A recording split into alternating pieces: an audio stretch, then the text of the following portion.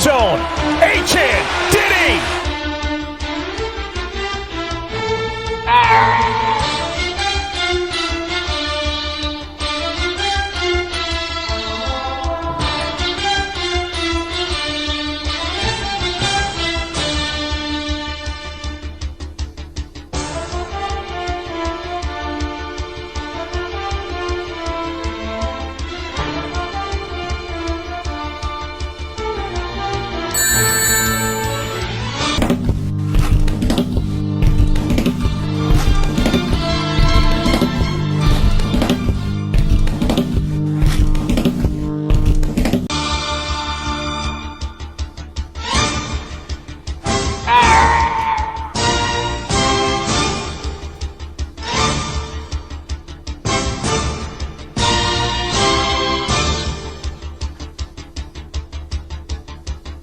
Yellow tape around his body.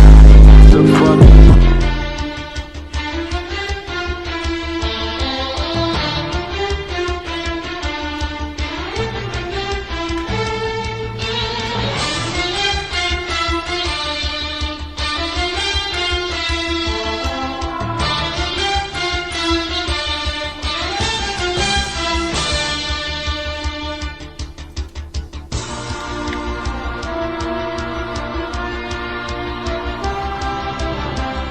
Holy shit!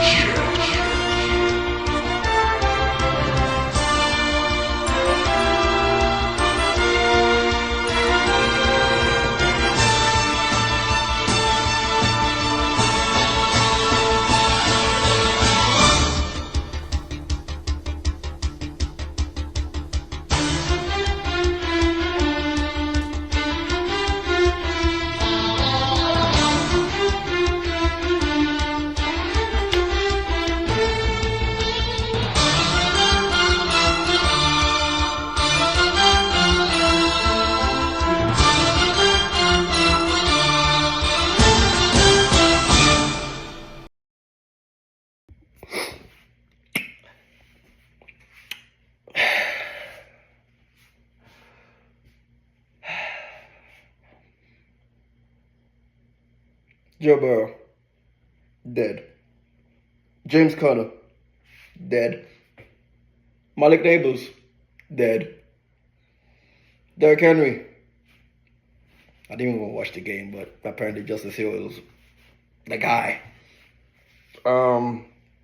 Travis Hunter, non-existent. Javonte, he tried his best. Chris Olave tried his best. Everyone else doesn't matter.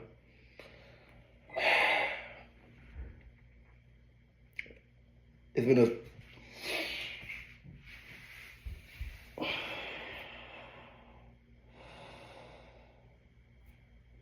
I don't think I come back from this.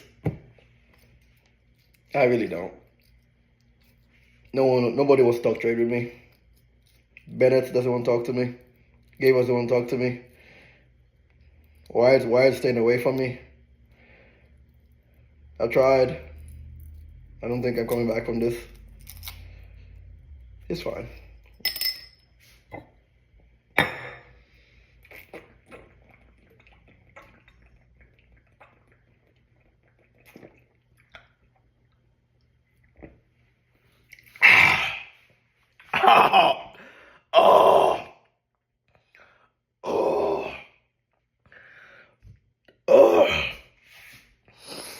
I deserve this.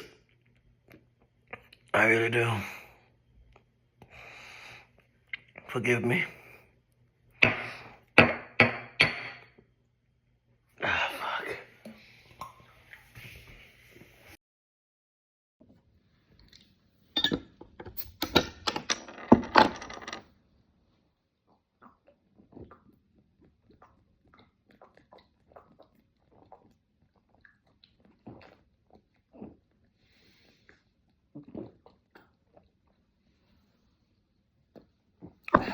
Make it look easy. Welcome back to Behind the Lines with Gabe and Kev. This is your Week 5 review. How you doing, Kevin? Good. It's been a few weeks since we've circled the wagons, so I'm It happy has to be been. back to talk some football yet again. It has been. I think everybody kind of knows what happened in week 4. I figured we could just look at the overview screen and just do some brief highlights, not really dive into any teams. Um,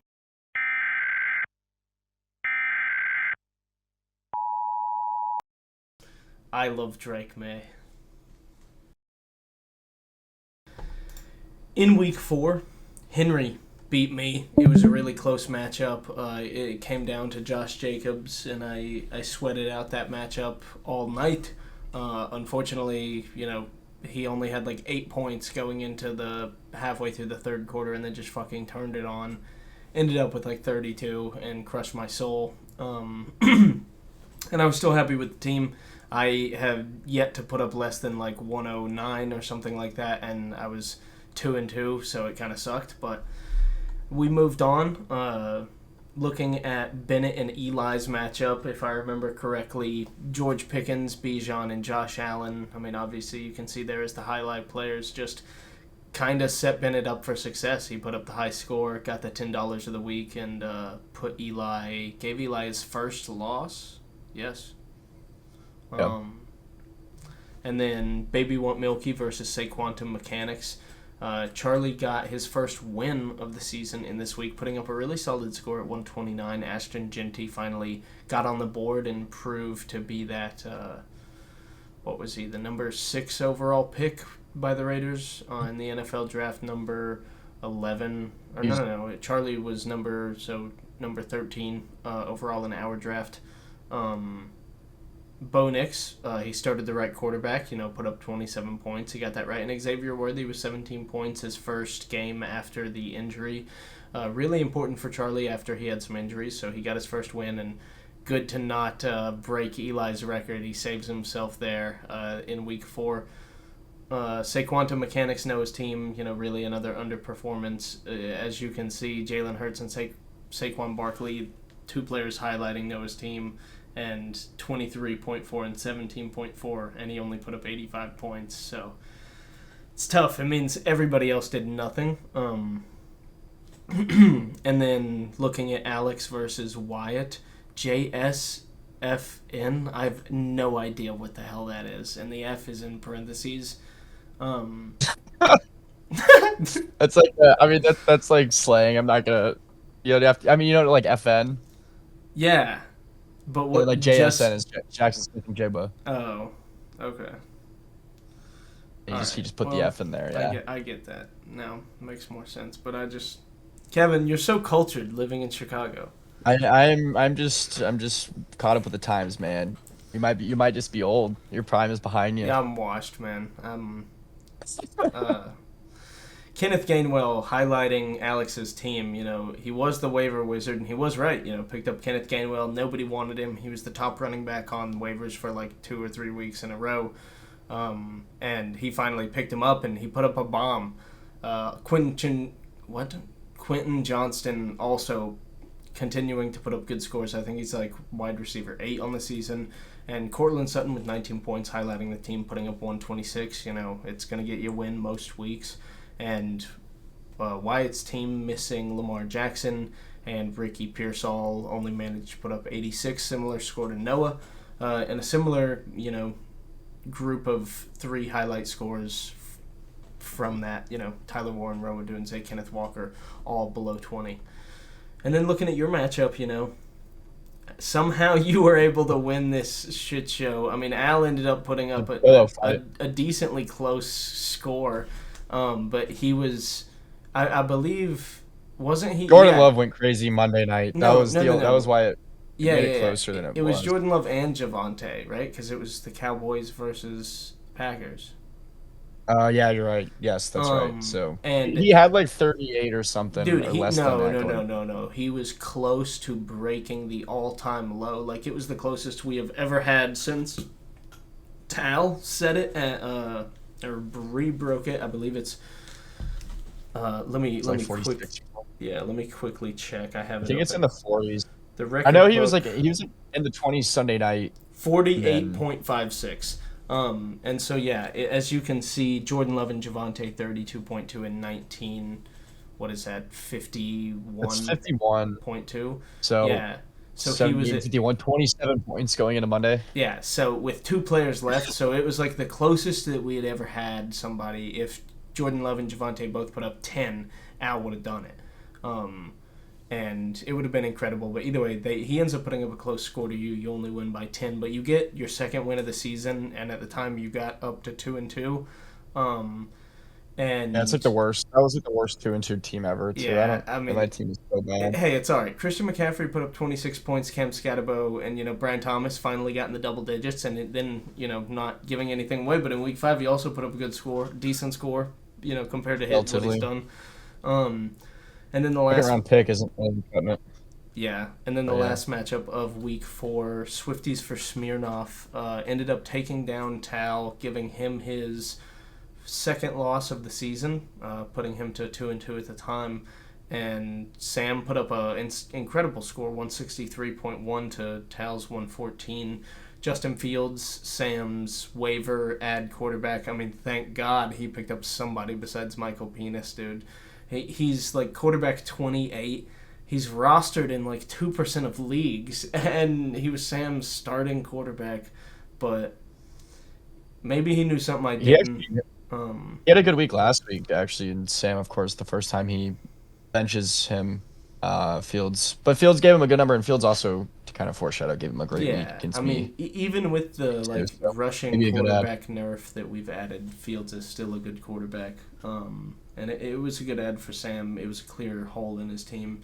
Omarion Hampton, 27.5 points. He was really coming on in the past few weeks before this, and then unfortunately went down with that injury, and now is placed on the IR. He'll miss week 6, 7, 8, 9, and then he'll at least 4. Yeah, he'll have the opportunity to be back for week 10. So that's going to be a blow to Sam's team, but we'll see how he can manage.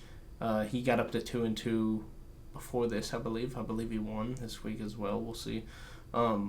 Yeah. And then Drake London with 25 points. He's been a really good draft pick for Sam so far. Tal, suffering that loss even with Patrick Mahomes putting up 35. He's been a really surprising quarterback this year. I thought about drafting him whenever he fell, but I just hate the Chiefs and Mahomes so much, and I just maybe made a bad decision based on heart. But I can only do so much. And then, there's Michael Pittman, the guy that I traded him along with Pacheco for the guy who blew his knee out and then doesn't exist. I mean, that's what I get for adding a guy like that to the squad. As commissioner, can't add criminals. I gotta set a better example for the league. It's not the thing you can do. And Michael Pittman is a hard worker, has been since he came in. I've had him in a team before, and I just shouldn't have done that. But, c'est la vie. Jonathan Taylor, an incredible draft pick by Tal. He's running back 1 on the season with a pretty pedestrian week for him in week 4 compared to how he's been so far. Only 14.6. But you'll see here in a minute. He won now? He bounced back. I think he's been 1.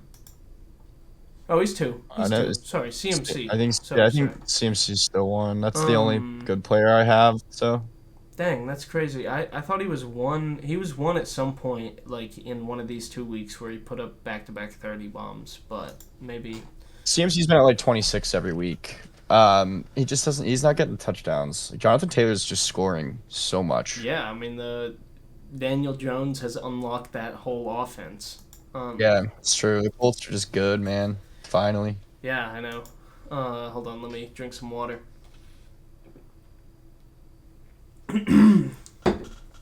As always, let's jump off here and talk about my matchup in week 5. Slim Reaper's Retribution versus Baby Want Milky.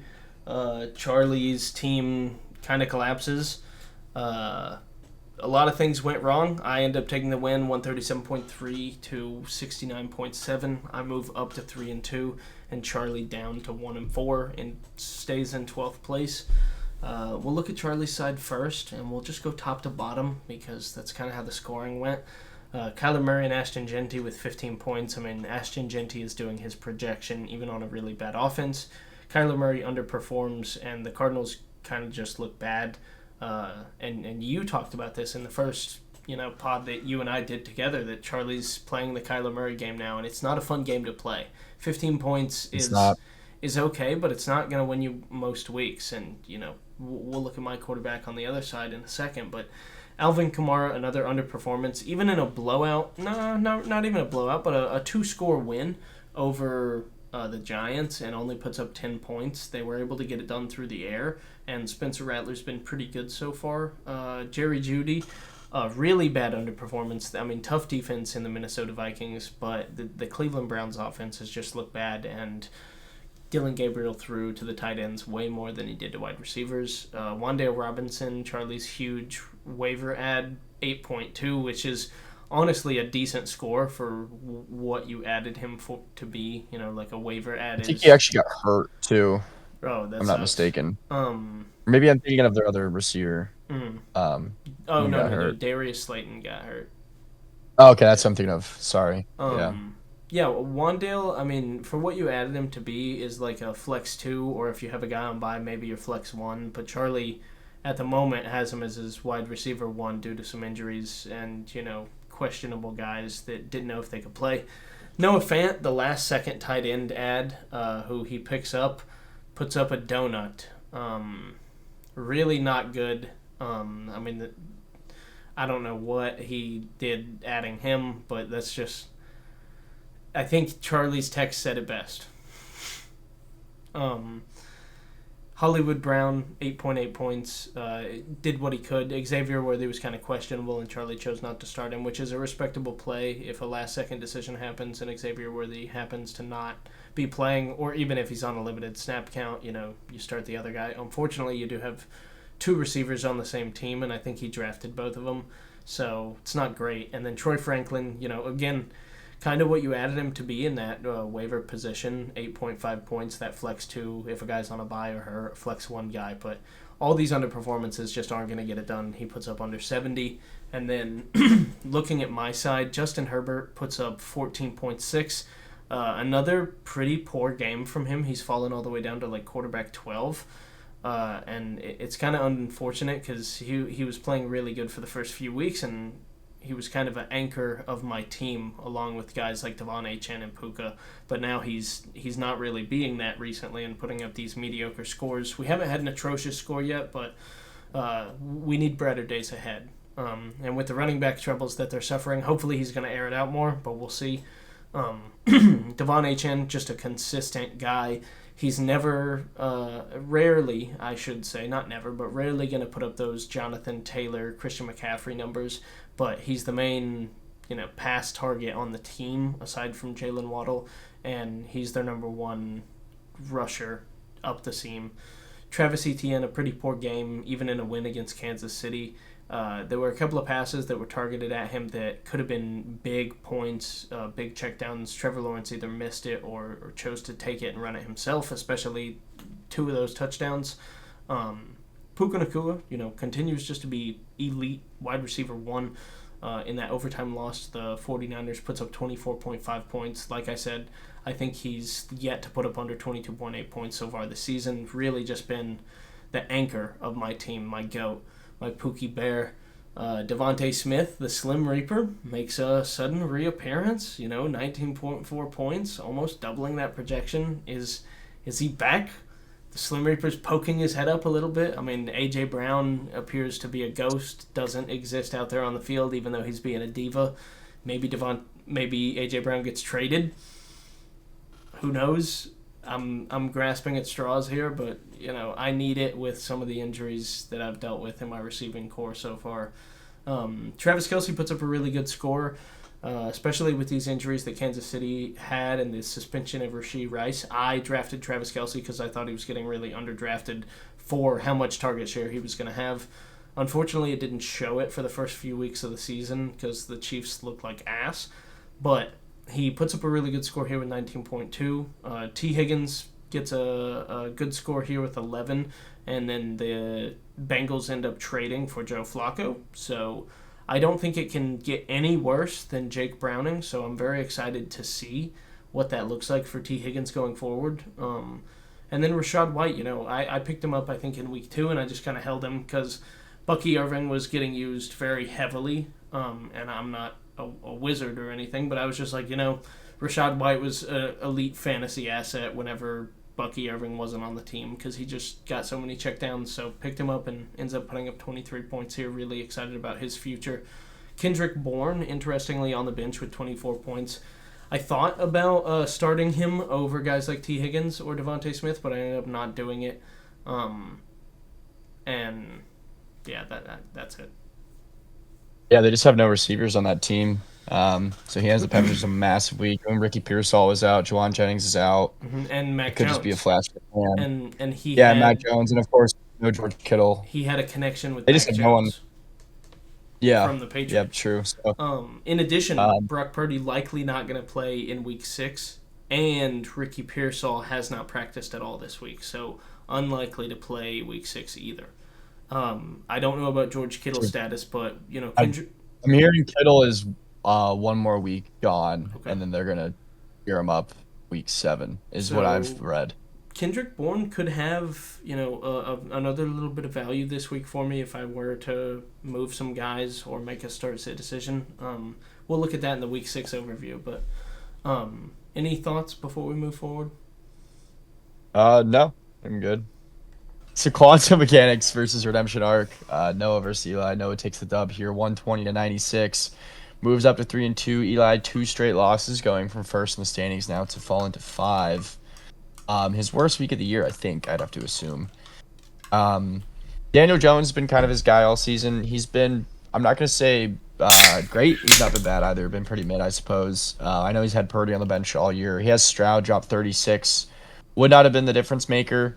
Kind of hard to see, but the Baltimore defense is just really, really terrible. But I guess also Daniel Jones against Vegas. It's just kind of a Jonathan Taylor show sometimes for the Indianapolis offense.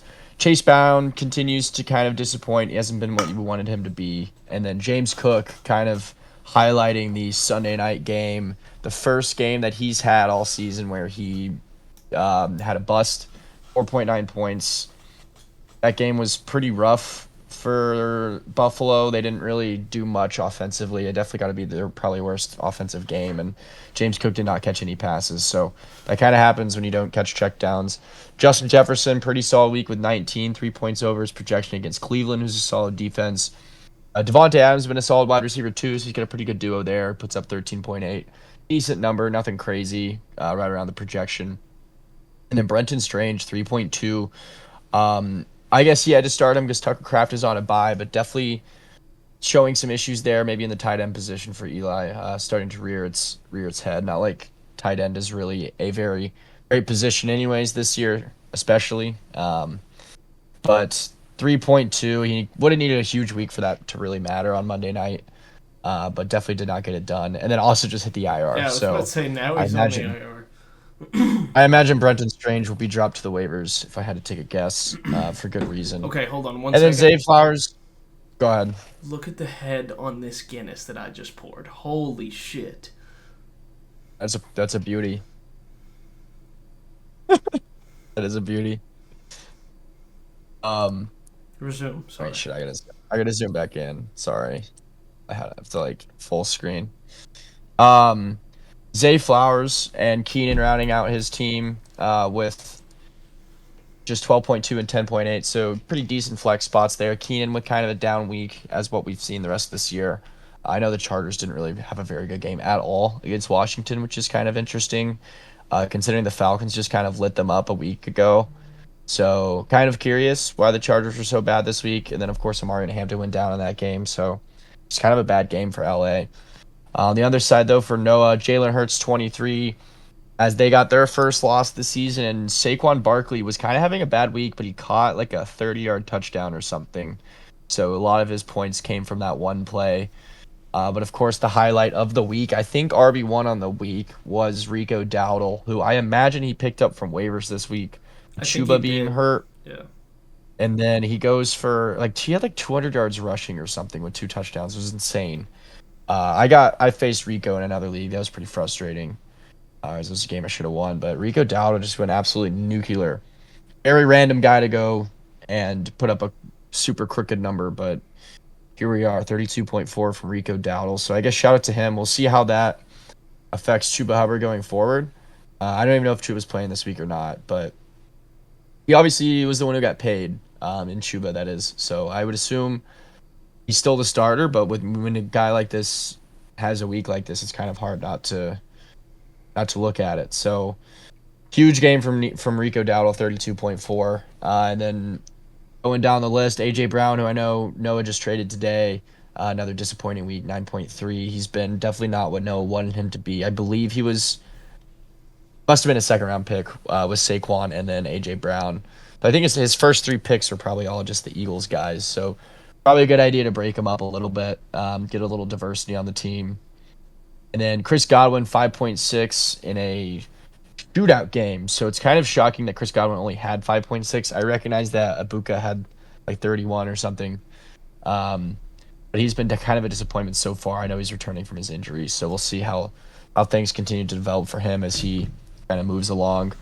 And then kind of just another stinker from Jacoby Myers. Seems to just fallen off. Vegas is really, really bad, unfortunately, even though he's wide receiver 1. Does not play like it. Yeah. Oh, go ahead. What were you going to say? Nothing. I was just going to say in the trade that just happened involving Jacoby Myers was... Yeah, what was it again? I don't remember off the top of my head. Noah traded Jacoby Myers to Tal for Michael Pittman, who's wide Okay. receiver 13. Yeah, I mean, I feel like the outlook for Jacoby should be solid, but it just hasn't been. It's been pretty disappointing for... Geno just looks terrible. I know. So it's kind of weird because Jacoby is like the wide receiver 1 there, but he just has not been all that maybe great. Tal has insane ball knowledge, and in a couple of weeks, I'm going to be eating my words, and if so, I'll happily admit it. Yeah, maybe he's cooking up something. And then finally, Michael Carter, kind of another great waiver hit for him this week with Trey Benson going down. I thought it'd be DeMarcado. I guess I was wrong. Bro, It ended up being Michael dropped Carter the who did a lot of the touchdown. work. Yeah, he also dropped the touchdown. So he would have had like 14. But still, Michael Carter got like all the work in that game. So definitely I don't kind know of what unfortunate this for me. means for Trey Benson when he comes back either, which sucks for me. Still, yeah, we'll kind of see what happens with Michael Carter over the next few weeks. Yeah. But shout out to Noah getting the dub. He gets a win, gets up to 3-2, despite complaining about how bad his team is literally every day. And we move forward into the third matchup of the week. The Golden Boys, Bennett beats Wyatt. All routes lead to Rome. 124.6 to 110.5. Bennett moves up to 3-2, and Wyatt down to 2-3. Looking at Bennett's side first, Josh Allen puts up a good 21 points. You know, he's kind of been, human a little bit this year, right? Even though he's quarterback 1. He put up 42 points in that first week, which propelled him to just a massive lead over everybody else. But then 11, 29, 26, 21. Compared to the Josh Allen Superman that we know and love, hasn't been that guy so much. But still QB1, still a great start, still a great draft. Quinshon Judkins kind of came on for Bennett, has been a really good pickup, late round draft pick, 13.8 points here. Justice Hill, while Bucky Irving is injured and Bijan is on bye, only manages to put up 2.2 points. Really, kind of unfortunate for him, but he manages to get the dub anyway with essentially a donut. Garrett Wilson with 19 in that loss to the Cowboys. Garrett Wilson has been a really, at least as far as I know, has been a really surprising. Yeah, he's wide receiver 5. Yeah. Really surprising, good fantasy player this year for me. I one, don't like the Jets, and 2, I just didn't think that Justin Fields, with his inaccuracy in the passing game and his tendency to run the ball, would allow Garrett Wilson to be such a good player for fantasy purposes, but he is. George Pickens continuing to produce with 14 points here. Jake Ferguson, I think he's tied in 1 right now. Yeah, Gotta be.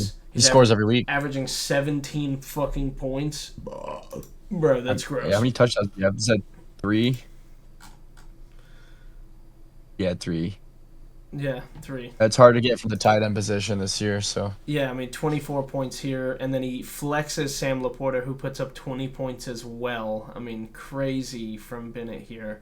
Keon Coleman puts up 10 points. And then looking over at Wyatt's side, Jackson Dart, in replacement of Lamar Jackson, puts up 15 points, has a really good start to the game, puts up 2 touchdowns in the first quarter, and I think he had like 18 points or something, and then threw 2 picks to finish the game, and they ended up losing. Kyron Williams with 31 points.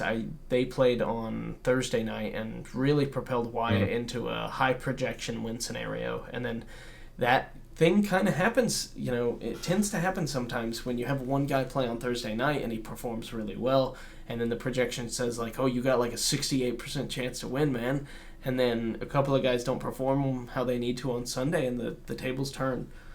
Kenneth Walker underperforms with 9.6. Marvin Harrison, decent score with 14 there. Trey Tucker, who's been a good waiver ad for Wyatt, puts up 11. Tyler Warren, 14.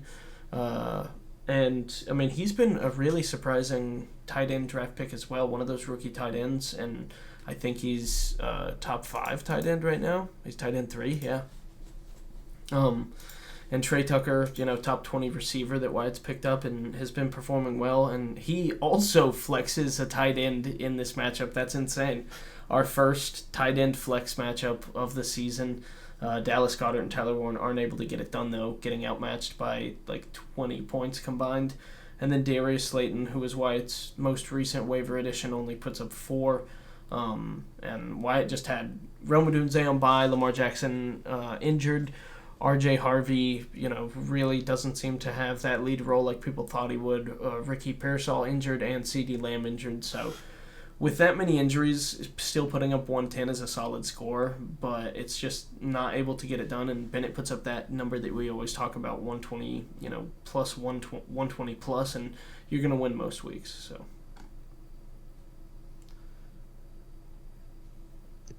anything? No, I'm good. Yeah, shout out to Bennett winning without Bijan. So he's down his best player And Bucky. And Bucky, and finds a way to get it done. Bennett's got a very solid team this year. I recognize he's only 3-2, but like he's scoring a lot of good numbers every single week. Here's a zinger of a game. I know this one came down to last night. Bending it like Meek Mill and JSFN, 136 to 134. Al takes down Alex in a great matchup. Definitely the best matchup of the week. Highlighting his team for Al, that is Matthew Stafford, who played Thursday night. He had I think 3 touchdowns in the loss, but you get 31 points from your quarterback, it's always going to take that. Stafford has actually been quietly very, very good for fantasy this year. Even though he does not run, he's just throwing a lot of touchdowns. I think he has the most so far.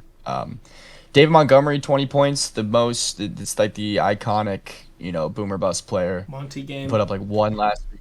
Yeah, he had a 30-point a couple weeks ago, and he goes back to 1 for a week, and he goes back up to 20 this week against that bad Cincinnati defense. So maybe when you see Detroit in more blowout games, which they are in a lot of the time, to be fair, Montgomery will perform.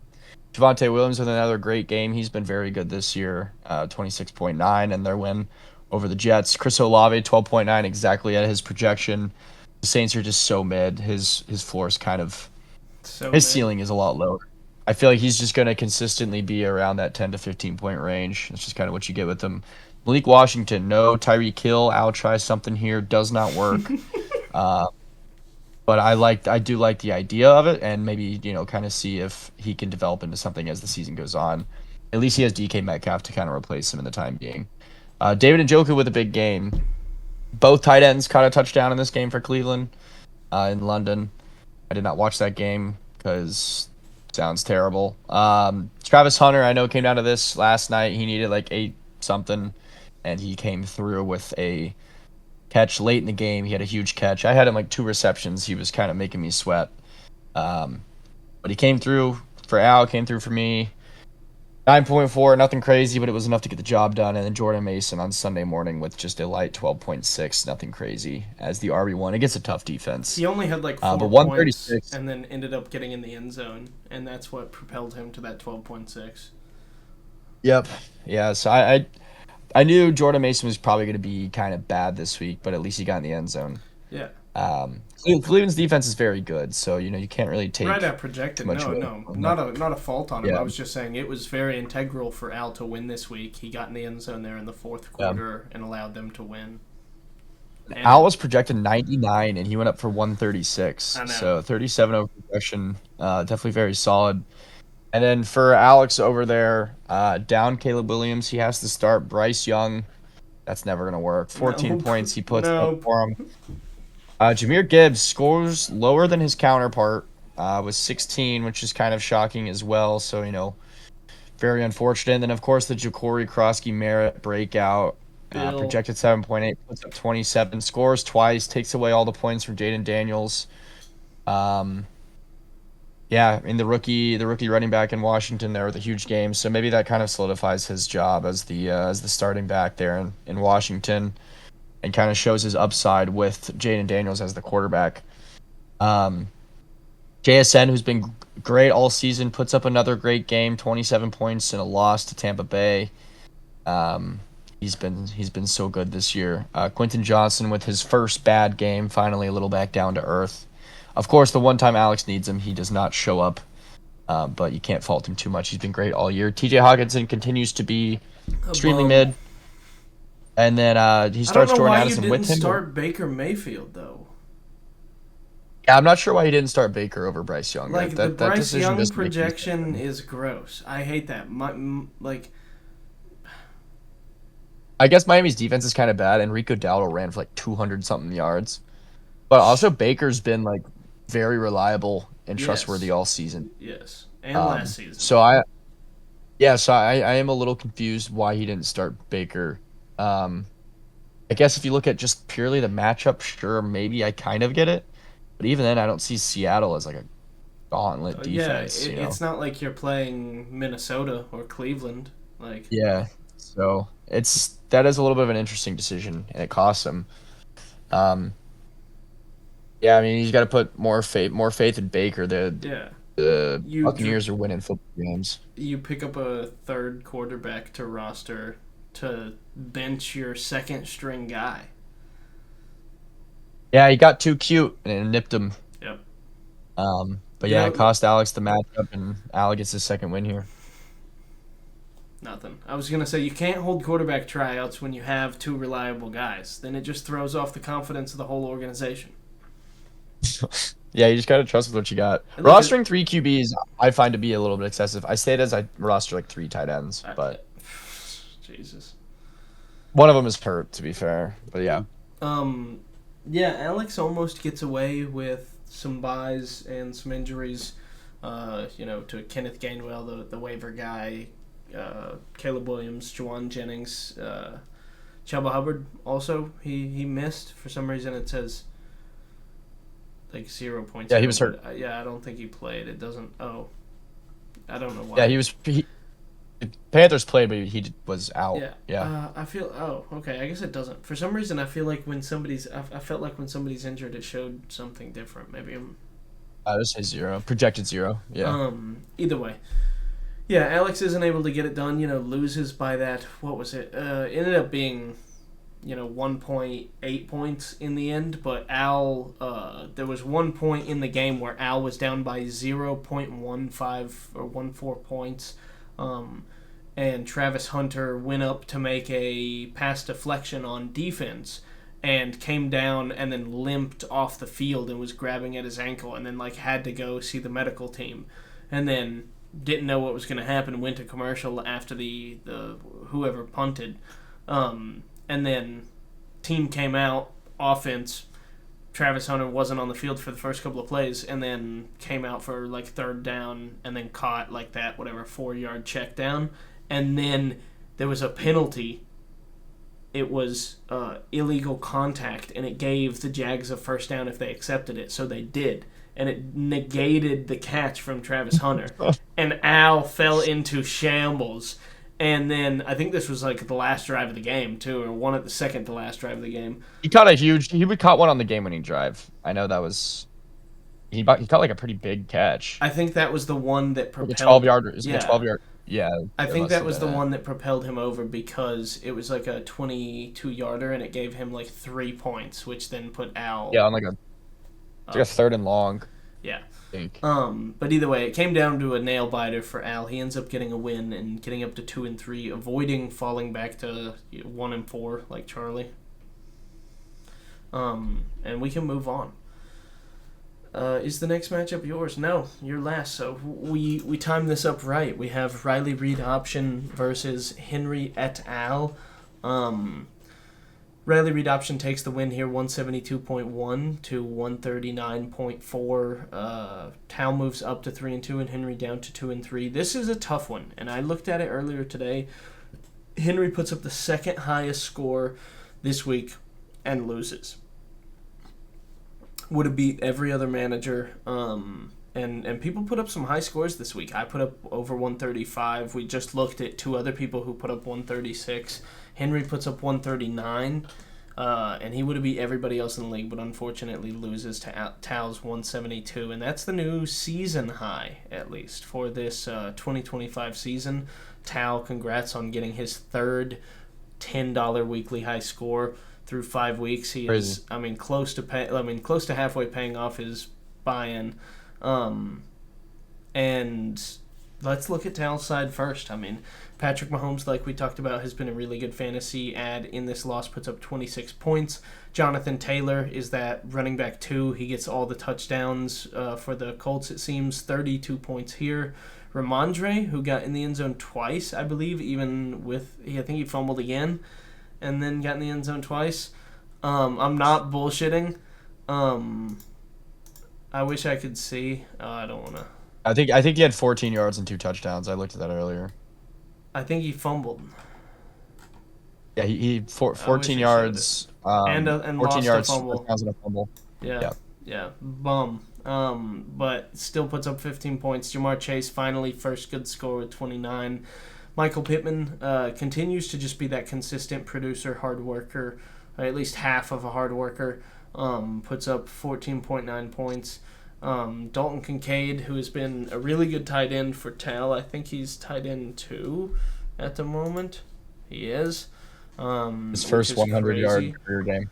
Yeah, and 17 points here, really good for Tal. Jalen Waddle, especially since the death of Tyreek Hill, has been really good, 23 points in this one, in that loss to the Panthers, which don't ask me how the Dolphins lost that game. It was, insane. Mike McDaniels is going to make an incredible offensive coordinator next year. Let me put it that way. And J.K. Dobbins puts up 15 points here in the flex 2. Tal is able to put up a monster score even with some guys on bye. I don't know if he's going to start Darnell Mooney, but maybe DeAndre Swift, depending on matchups, over Ramondre or J.K. Dobbins. And looking at Henry's side, he made the right quarterback start this week. Started Dak over Jared Goff. Puts up 10 points more. 36 points is, double his projection in that win against the Jets.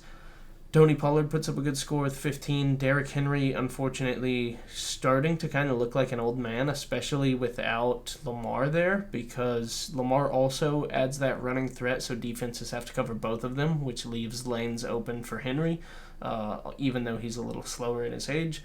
But for some reason, with Lamar not there, the defense is just keying in on Derrick Henry and shutting him down. So 9.3 points here, really not what you want, especially after the trade for him in the previous week.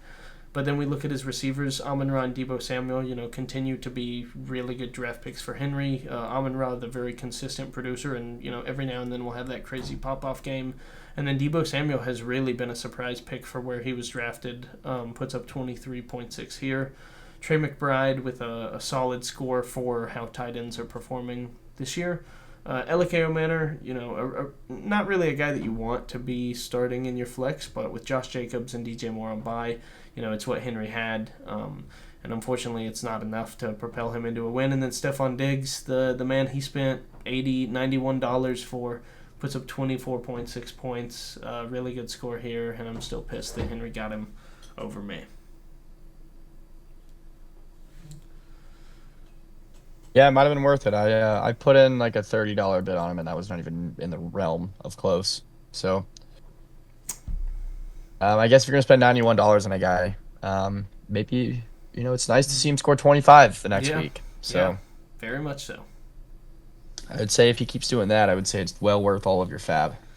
Agreed. And as we move into the last matchup of week 5, I'll hand it off to you, Deputy. Yeah, just switch these for Smirnoff and Blue Medical Tent. Me versus Sam. Sam beats me pretty bad here, 136 to 98. Another pretty disappointing week for me. I could just start with my team, I guess. Jaden Daniels got him back, and he just comes out with the running back scoring pretty much all the points. He gets 19. It's pretty pedestrian, nothing crazy, not terrible. Christian McCaffrey, 27.9 on Thursday night. It's off to a hot start. I felt good about it. He was also off to a much hotter start than what he finished at. I can't be mad about 28, but he's still RB1 on the season.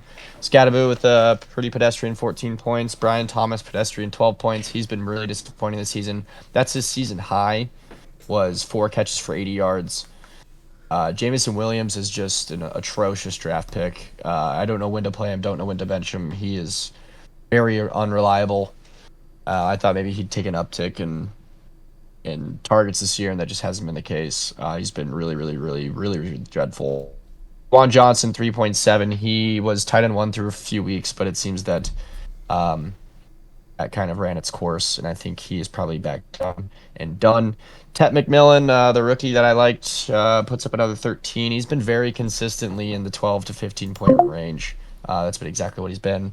And then Amari DiMarcado, who fumbled on the 1 yard line because he dropped the football before scoring and fumbled it out of the end zone. Could have been about a 15-point game, but instead it's a 6-point game.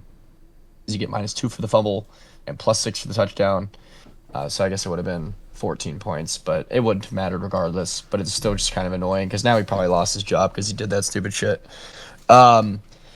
So yeah, I dropped him today. He's on the waivers. Have at him if you'd like him. And then all my guys on the bench too put up like double-digit points. I benched Nick Chubb, benched Cooper Kupp finally, benched Harold Fannin. It's just been kind of a weird. I don't know. I can't get anything right, it seems. But for Sam, he got a huge game from Justin Fields on me. That was kind of what put it over the edge. Big game from Brees. Omari and Hampton got hurt. Yeah, I think he was wide receiver 1 on the week. Did he have 2 touchdowns? He might have had 2 touchdowns. I can't recall. Lab McConkey also got in the end zone, of course. And then also returned a punt that got called back. Woody Marks had a huge week last week, and then this week puts up 2.4. And it seemed like they went back to Nick Chubb this week. And I don't really know what to do with Nick Chubb, and it seems he doesn't know what to do with Woody Marks. It seems like we both had a bad read on that. Didn't matter. And then Nico Collins got in the end zone as well. The biggest problem for Sam now is going to be Omari and Hampton hitting the IR for at least 4 weeks. He was really coming along, having a great season. It's too bad as a rookie that he's going to get hurt, hit the IR. So he was also down Drake London, primarily Drake London this week. I know Dalton Schultz was kind of a fine flex option. That's kind of tight end option. That's kind of what Kyle Pitts has been all year.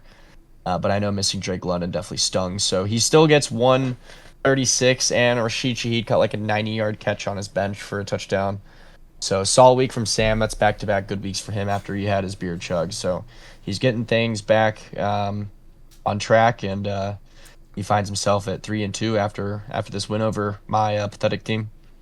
Yeah, he's able to get a good win here, even with some key, one key player on bye, and Rashid Rice still off that suspension. Rashid Shaheed may be able to slot into that now open flex spot with Woody Marks slotting in over Amari and Hampton, but Woody Marks as your running back too spells a different level of issues. So Sam appears to be very receiver rich here. Didn't he traded Rashid Rice to Eli? I have no idea. I think we'll see that in the week 6 adjustments, but because we're looking at week 5 here, that hasn't happened yet. But yeah, Sam was a little receiver rich and decided to make a trade and move a little bit of that receiver depth to Eli in order to pick up some running back, I believe. But yeah, is able to get the win here, puts up a solid 136, another 136 score. It's insane how many teams. Look, Sam 136, Henry 139, 134, 136, me 137. It was like that within that 130 range was the number to be to get a solid win this week, or lose if you're Henry. But yeah, that's our week 5 slate. We'll go ahead and move into week 6 here, and we'll look through. I'm going up against Noah. I'm currently projected 134.6, which, hey, gotta tell you, feels really good. I looked at that on today when the week projections updated, and I looked at my schedule and I was like, really, that's like, I don't know how that's and I'm 3-2. Noah's 3-2. This is a head-to-head matchup here. This is kind of the Eagles matchup, or at least it was slated to be even more so. But Noah makes a trade, gets rid of A.J. Brown and picks up Alvin Kamara, and then gets rid of Jacoby Myers and picks up what's his name, Michael Pittman. So Noah kind of trying to rebuild his roster, retool before he plays me. A little bit afraid of falling down to 3-3. Even with Saquon, who's kind of questionable, they're playing on this Thursday night, so his practice on Wednesday is going to be very telling for whether or not he'll play. Noah projected at 113, and I think obviously a huge part of this game is going to be the Eagles-Giants matchup. Jalen Hurts and Saquon on Noah's side projected about 40 points of his 113, and then Devontae Smith on my side he's only projected 12 of it, but he's the team mascot, so it's going to set the tone for the rest of the team, at least for us. And then as we look at some of the other matchups, I think Noah's got some pretty tough matchups here. Alvin Kamara against New England, we just saw them shut down James Cook. They've got a pretty good defensive line. Chris Godwin against San Fran, their defense is always pretty stout. Terry McLaurin, who's coming off that injury, he may play. I believe he's expected to play this week, but against Chicago, who has a pretty solid defense. Hunter Henry and Travion against New Orleans.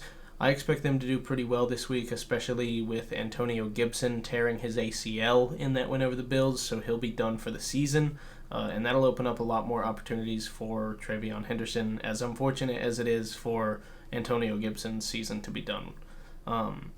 Jacoby Myers against Tennessee, that is a really good matchup, and that's the opportunity for him to have a get-right game. He really hasn't had a good game all season, wide receiver 34. So this is actually he's not on the team anymore. It's Michael Pittman, and I don't know who they're playing. But either way, we'll look at my matchup, and I think I've got some pretty favorable matchups. Justin Herbert against Miami. They just kind of shut down Bryce Young, but Justin Herbert and Bryce Young, there's a huge gap between those two players, and there's a huge gap between the team quality on those two teams. So I think Justin Herbert could have a really good week here against Miami, and it could end up being a shootout, especially if Miami's offense is able to get it going. And then on the other side of the ball in that same game, we have Devon Achane. He's been a consistent performer for me, and Los Angeles Chargers have had a really good defense in the past few years, but this year it's been kind of slow to get started.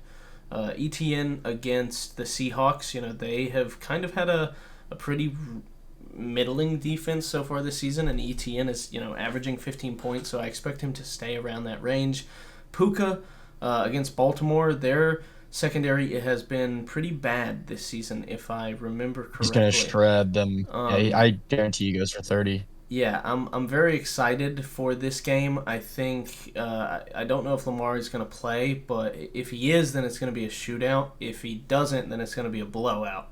And he's averaging 26.8 points. He's projected 24.3. I'm expecting him to go over his projected, very much so. If I could put a bet on that, I'd put a good amount of money on that.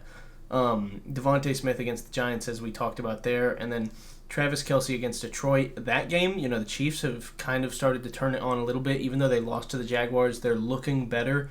Xavier Worthy should be healthy for this matchup, so the offense should look somewhat better, and I do expect the Chiefs to go shopping for a running back at some point in the next few weeks before the NFL trade deadline. I think that Alvin Kamara to the Chiefs could go wonders for them. It would give them a rushing game and at least a passing attack rushing game. But either way, Travis Kelce, he put up a really good score last week. I'm expecting him to do that against a tough Detroit defense here. And then T. Higgins against Green Bay. I'm expecting Joe Flacco will be the starter for this one. I'm assuming, Browns to Bengals, it's not that far of a drive. He's not even going to fly. He's probably going to get a fucking, private driver, and he's going to drive over there. And, like, dude's going to be there and learning the offense today. So I'm expecting him to play, and I'm expecting big things from T this week. And then Rashad White, Bucky Irving, still expected to miss some time. He's missing this week, pretty much guaranteed, and he now has a shoulder injury that he did not tell the team about until this weekend, apparently. And so the head coach said with the shoulder injury, he would be day-to-day, but in combination, we'll see how things lie after this week. So I don't think that means he's going to play. He's currently projected 0 points, and Rashad White's projected 17. So I'm expecting big things from Rashad White, and I need that to beat Noah this week and get up to 4-2.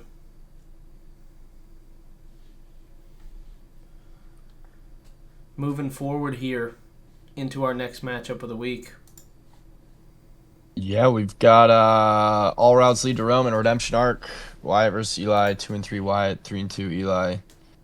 Got Lamar slated in there. He's obviously questionable. We'll see if he's playing. We kind of just talked about that Rams game. They really need him, man. They're really bad. Their defense is horrible. Hopefully, if he is hurt, it's not one of those things where he takes a few snaps and then decides he can't play. So I know it's a hamstring injury or that he doesn't run as much. So definitely very curious how the Lamar Jackson situation is going to go this week. I'm sure as time goes on, of course, get a little bit better. But definitely kind of a scary start this week, I think, specifically. And then Kyron against Baltimore should eat. He should be fine. Kenneth Walker against Jacksonville. He's been pretty consistently mid. I mean, he gets touchdowns, but he kind of scores in that 10 to 15 range. Just a solid RB2 there for Wyatt. Marv against Indianapolis has been coming along a lot more lately. Of course, Trey Tucker versus Tennessee.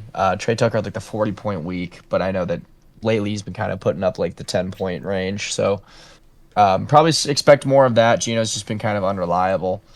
But he gets Rome Odunze back off the bye, fresh off the bye against Washington's defense. Washington just had a great week, but they also got exposed by the Falcons. So I'm not really sure how to read them. Ricky Pearsall against Tampa Bay. It says he's questionable.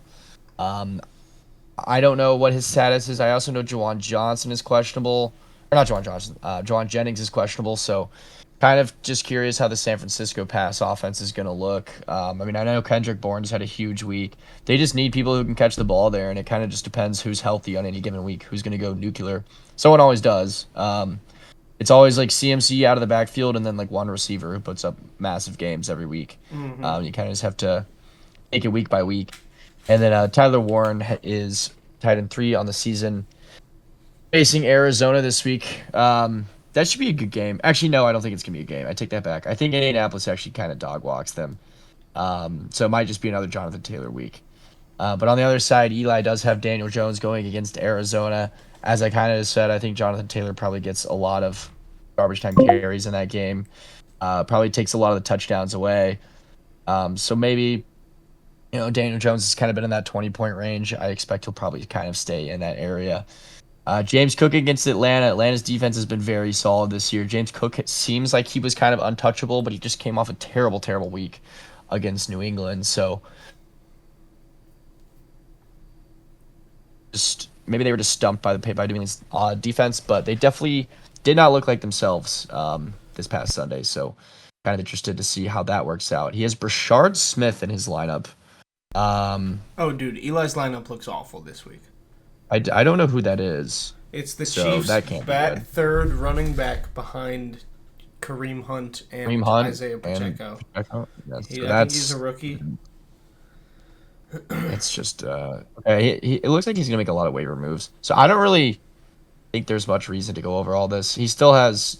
Yeah, I don't really need to cover it. I guess cover Devontae Adams on IR and Justin Jefferson. So yeah. I mean, just estimate that 2 waiver adds that he picks up will add 20 points to his projection. So Eli's projected 102.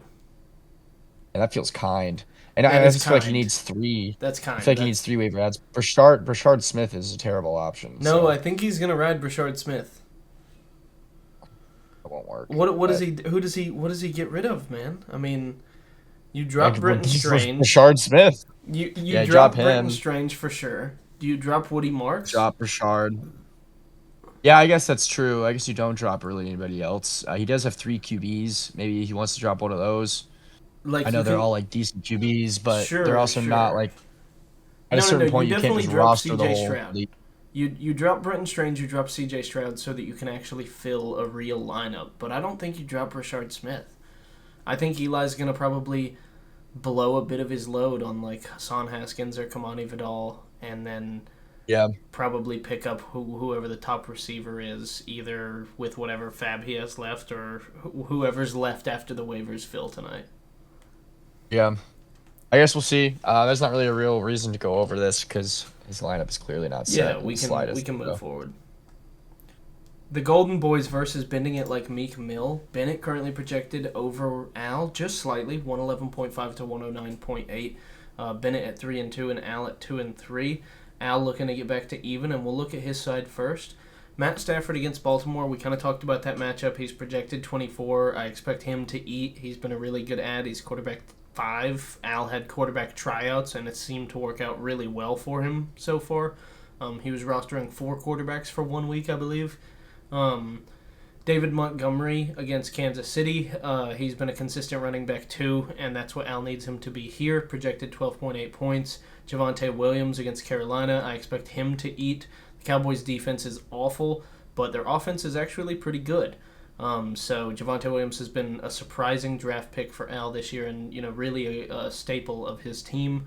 Chris Olave, who's kind of Al's wide receiver 2 now. I guess is his wide receiver 2 now until Brandon Ayuk comes back from IR. He's against New England. New England has one of the best secondaries in the league. Chris Olave is currently projected 14.6. I don't expect that to happen. I think, somewhere in the 8 to 12 range is probably about accurate for that. DK Metcalf against Cleveland, another tough matchup, but he is the wide receiver 1. David Njoku against Pittsburgh, also a tough defense, but, we just saw that Dylan Gabriel's willing to pass to the tight ends and the tight ends only, so we may see that again this week. Travis Hunter, Al's savior of last week, is making the starting position, or the starting roster here, again this week in the flex 1 spot, and Al's going to need him to put up some points. He's currently underprojected, and he's going to need some overprojections in some key areas and some underprojections from Bennett to get the win. And then Malik Washington, unfortunately, Al is having to roll him out again. We'll see if he makes any roster or waiver moves and then changes things up. But looking at Bennett's side, Josh Allen, that quarterback 1, averaging 26 points, currently projected 22. Atlanta's got a pretty good defense this year, but I expect Buffalo to probably win that game. I would have said the same thing about the Patriots game last week. But the Patriots ended up winning. But Josh Allen still put up a good score. So, NFL, what happens in real life doesn't always matter for fantasy. Quinshon Judkins against Pittsburgh, pretty tough matchup, but he's been a really good running back in the past few weeks. Justice Hill against the Rams, that's an unfortunate start, but he's going to swap out He has Bijan. Bijan. Yeah. So Bennett's actually going to be around the 122, 123 projection mark when this is all said and done. And Bijan against Buffalo. So there's the duality of that matchup, and also, I guess, Keon Coleman, if you count that, at the bottom there. But Bijan, Buffalo's got a decent rush defense. We just saw Ramondre put up 2 touchdowns on them and a decent amount of yards on the ground. So we'll see if Bijan can do the same thing. He's been the scorer on the Atlanta offense in addition to Drake London this season. Garrett Wilson, who, like we talked about previously, has been a really surprising receiver for Bennett against Denver. Really tough matchup. He is probably going to be covered by Pat Surtain all game because CeeDee Lamb is down, so I imagine George Pickens will be locked up there. Garrett Wilson will be locked up there. He's the wide receiver 1 on the Jets. And then as we look at George Pickens going against Carolina, I expect him to eat in this matchup. Apologies about that confusion.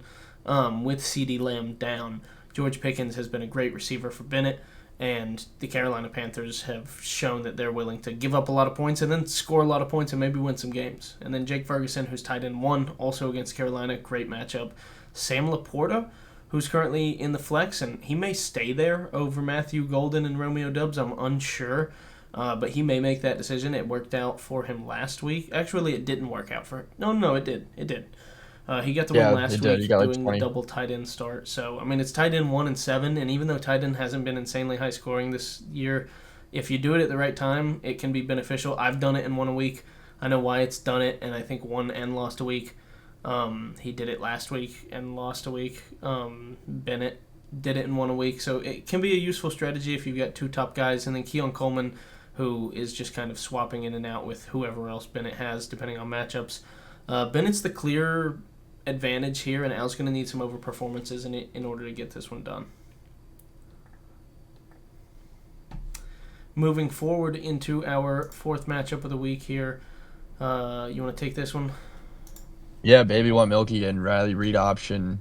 Charlie currently last in the standings at 1-4, and Tao currently first at 3-2. Tao's team definitely looks very, very strong. Charlie's projection is still very high, honestly, for it's one surprising for what he's suffering. Yeah, so I mean, he's got coming into this week. Brock Bowers still questionable. He didn't play this past week, so it's going to be kind of dependent on that. And he hasn't practiced this week. Yeah, it's still very early, but yeah, it looks like he's going to roll out with Bo Nix against the Jets. Jets defense seems to be pretty bad this year, so I think that's probably a solid move. Jalen Warren against Cleveland's a tough matchup. I know they're coming off a bye, so at least he should be feeling fresh, although it says he's questionable. I don't really know what's going on with him, to be quite honest. Michael Carter against Indianapolis. Maybe an exciting back for Charlie here. I think he's going to be the starter there in Arizona, at least for the time being. So at least that gives him kind of a nice buff, a little few-week bump while he is the starter, fresh off the waivers. And he made a trade. Bridge the gap. He got rid of Kamara, yep. Picked up A.J. Brown as he clearly needed some receiver help. Yeah, so we'll see. Yeah, A.J. Brown against the Giants. Philly's just been weird. They like to run the ball a lot, and they occasionally throw, but there's also Devonta Smith. There's also Dallas Goedert. So it's just kind of a weird. I mean, he's been great in the past, and I know he has one huge game this year, but it's just been very, very unreliable. Noah got tired of him and skipped him away. And then Xavier Worthy, still no Rashee Rice. We'll see if he can keep trudging along. He's only averaging 9.4, but I recognize one of those weeks was like the donut because he got hurt. So that's kind of a little skewed, but we'll see how he plays still with no Rashee Rice. Wan'Dale Robinson, no Darius Slayton, but I still don't think that he's going to really do anything crazy. He probably stays in that 8 to 10 point range. I know he's projected a little bit over that, but it won't be anything crazy. And then Ashton Genty down in his flex against Tennessee, bad defense, and he's really come along lately and catching more checkdowns as well. So I think Genty is at least trending upwards. So that's good news for Charlie as well. And then for Tal over there, he's been kind of on a heater. I know Jonathan Taylor, of course, is having a great season. Jamar Chase has been really disappointing with Jake Browning. He's had actually 2 big games, but 3 really bad games. Of course, Joe Flacco now coming into town. We'll see how that offense looks with him. I still have my doubts. I think you seem to be more excited about it than I am. I just think that their offensive line is horrendous, and that's not going to get any better. And Flacco is just old. So and immobile. He might be better talent-wise. Yeah, he might be better like as an arm than and smarter than Jake Browning, but that doesn't. I don't think he's near as mobile, so that could be issues. The fact and that of course none of them are Burrow. Also, the fact that they never reached out to the Giants about Jameis Winston or Russell Wilson. I mean, yeah, it is weird. I guess I don't know. I mean, they could buy Flacco for super cheap, but I am shocked they didn't even try to see what they could get with the Giants. Because I don't think he's going to move the needle. He might be slightly better than Jake Browning, but Jamar Chase is not going to be the number 1 overall pick like Cal had, of course, hoped him to be. He will not return that value. There's just no way without Burrow. So it's too bad. He is still wide receiver 9 overall in the season, though. So still a very solid player, of course. Ramondre Stevenson against New Orleans. They've been really bad this year. They just got their first win, as I say that, but Ramondre has been also pretty mid. I mean, he just had 2 touchdowns with 14 yards. That just can't be a consistent, go-to. That doesn't seem like that can be replicated again. But I guess we'll see how that goes. He does have J.K. Dobbins, of course, down at the bottom. So he's got some flex options with Swift or someone. Yeah. So maybe if he wants to go a different direction, he can. Just traded for Michael Pittman, so I'm sure he's very excited to get him Or no, sorry, he just traded him away. Yeah, For Jacoby Myers. Jacoby So Myers. yeah, so Jacoby will be in there, and of course Waddle, who is been great since Tyreek went down. I think that's going to be a huge addition for Tal this year. I imagine he'll probably finish the year top 12 receiver, assuming he stays healthy. He, of course, has his own health issues historically. And then Dalton Kincaid is tight end too. So Tal with a very good roster. Projected 130, projected 127 here, but he's averaging 134 a week. Tal's off to an absolute heater. And Charlie on the other end of that if- boat, projected 122 but averaging 97. Yeah, so he needs to, try and right the ship sooner than later. Season's not over yet. Yeah, Charlie's going to need this one. It's going to be a tough matchup for him. I agree. Falling to 1-5, it's not something that's impossible to come back from, but it is something that is incredibly hard because realistically, you can only lose 2 more games the rest of the way and make the playoffs. I won't say that Charlie's definitely out of the playoffs if he loses this week, but it makes it, like I said, incredibly hard to make a run. Looking at our 5th matchup of the week, JSFN versus Swifties for Smirnoff, Alex versus Sam, both sitting at 3-2, although very separated in the standings. Might I add that we have 7 men at 3-2 in the standings, nobody with a better record than that, and then 4 at 2-3 and 1 at 1-4. Incredibly competitive at this point in the league. Going into week 6, having this many people have the same record, it's really surprising. We have a really competitive league, but 116.1 to 116.4 here, and Alex is actually missing a tight end because TJ Hawkinson is on bye. So we'll see him add somebody and swap it in, and Alex will actually be projected more. But Baker Mayfield against San Fran, it's a really tough defense, but Baker's been really consistent this year, and he's deciding to roll with him this week. Even though Caleb Williams is back off the bye, we'll see if he swaps that out, but the projection should be the same. Jahmyr Gibbs against Kansas City, he should continue to produce, just as expected. JCM now being projected significantly higher against Chicago, which is a pretty good defense, but we'll see if he can continue to build off of that breakout game that he had last week. JSN against Jacksonville, kind of a week defense, but really surprisingly good secondary compared to what they have on paper. They have the most picks through 4 weeks in NFL history, I think. And after the Kansas City game, I think they have 9 picks as a team through 5 weeks.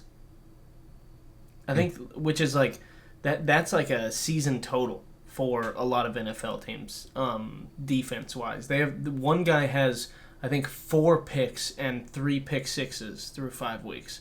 But either way, Quentin Johnston against Miami, it's a really good matchup. He had a stinker score last week. I expect him to bounce back.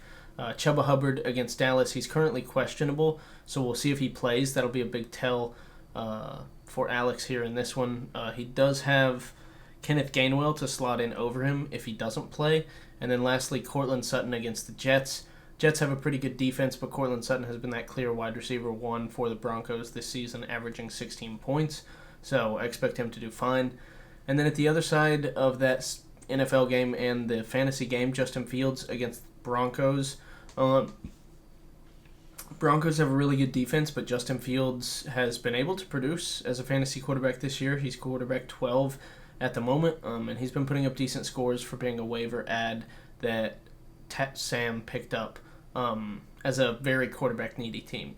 Breece Hall against Denver, same defense. They've got a much better secondary than they do a rush defense, but Breece Hall has kind of come alive in the last few weeks. We'll see if he can now be Sam's wide receiver, running back 1, with the absence of Omari and Hampton. And then Chase Brown, who has come in off the trade with Eli, projected at 13.6 points. We'll see if his role changes at all with Joe Flacco, if he is able to catch a lot more checkdowns. I expect him to, because Joe Flacco is not mobile at all. So the way that immobile quarterbacks are able to, kind of get the same amount of value is by throwing a lot of checkdowns. You saw that with you saw that with Tom Brady a lot. You saw that with quarterbacks like Russell Wilson later in his career, Aaron Rodgers still, with that Kenneth Gainwell game. Drake London against Buffalo, like I said, he's been one of the key players for Atlanta this season. He is only wide receiver 32 at the moment, but I expect him to perform pretty good. Egbuka against San Fran. Tough defense, but he's wide receiver 3, and he's the Bucs' new wide receiver 1. And I'm hoping Mike Evans can carve into that a little bit when he's back, but we'll see. Kyle Pitts back in the starting lineup against Buffalo. He's kind of been whatever this season. And then Lad McConkey, a new trade addition for Sam as well. He's kind of been mid this year, but against Miami, it's a good matchup. Or against Miami this week, it's a good matchup. And I expect him to maybe bounce back. And then Zay Flowers, another new trade addition for Sam in that flex 2 spot. He's really changed up his team a lot. And Zay Flowers projected 15.7 this week. Hopefully can give Sam what he needs to propel over Alex. And then lastly, Yeah, should be going. our 6th matchup. Yeah, of my the matchup week. is last year. I'm gonna kind of wrap it up relatively quick since it's getting late. But it's me versus Henry. Henry's projected 131 to 121. Henry's given me some rough times in the past. I think I've only won one matchup, and it was in the playoffs. Every other regular season game I've lost to him, I believe. I think that's true. So I'm gonna need to right the ship here. He's got Dak. It's Carolina. Dak's been on an absolute tear this year. He started off kind of rough, but he's come along in the past few weeks. Almost since CD went down, weirdly enough, he's really started to turn it on. Josh Jacobs against Cincinnati, I think, fresh off the bye, going in to face a bad defense, that game's probably going to be a blowout. You should get a lot of volume. That'll be a tough one too. Derrick Henry against the Rams.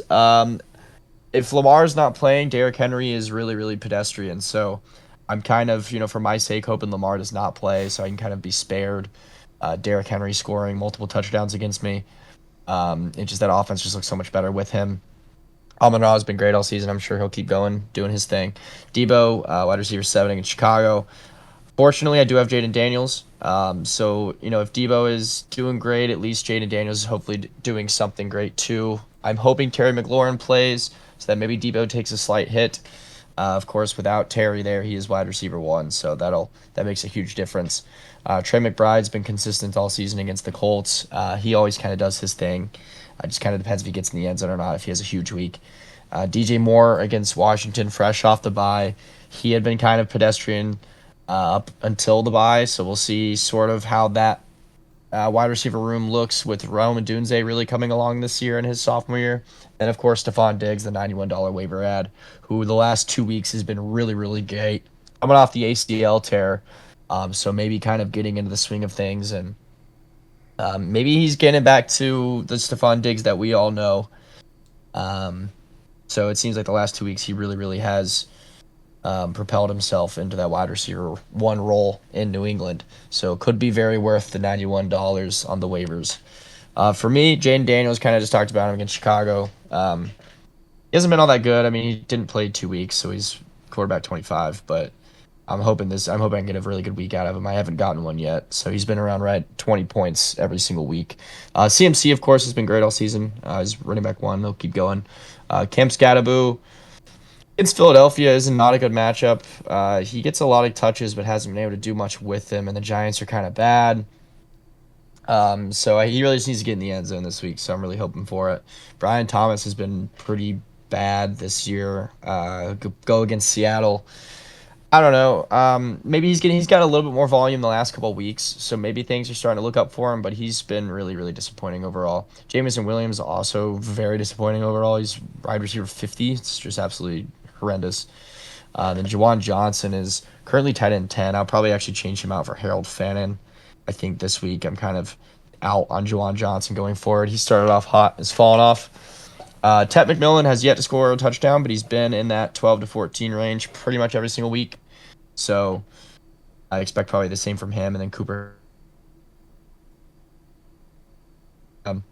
Yeah, I don't know. My team's not very good. I don't really fully expect to win this game or any game. So maybe I'll get a huge explosive week. I don't think I've scored over 100 points yet. So maybe I did one time. I don't know. Maybe this is the week. Who knows? I'm hoping when Kittle comes back, that'll be a nice addition. And I have Nick Chubb on a buy on the bench too, so can't start him. I mean, I think that obviously your team is a little worse for wear, but I think things can change pretty quickly for you. At least, Brian Thomas, if he comes back alive to anywhere close to that form that he had last season, Jamison Williams takes that step back up and stops performing like a bum. And then Ted McMillan finally catches some touchdowns. I think you've got a solid roster here. If things just take a turnaround and the injury bug leaves your team, which, knock on wood, it seems to for the moment.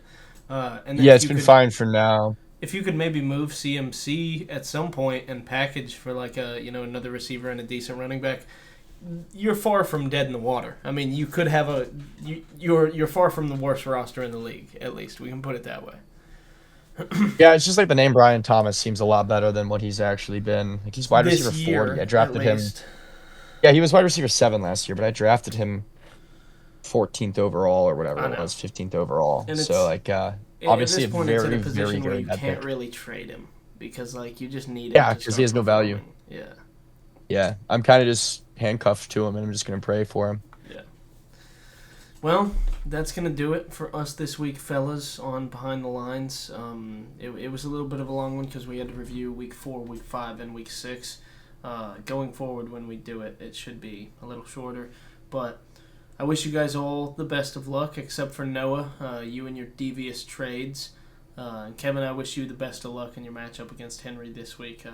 One of you is going to get back to even, and one of you is going to lose in that rivalry. Hopefully, you can get closer to evening the score. Yep. Good luck to you as well. Good luck to everyone else. I don't know if we'll have an episode next week. I have to go to California for my brother's wedding, so it's kind of not looking likely. We will maybe try to do Probably get out in something. front of it. But yeah, I don't think I will have much time. So, but good episode. That was a fun one. All right. See you, fellas.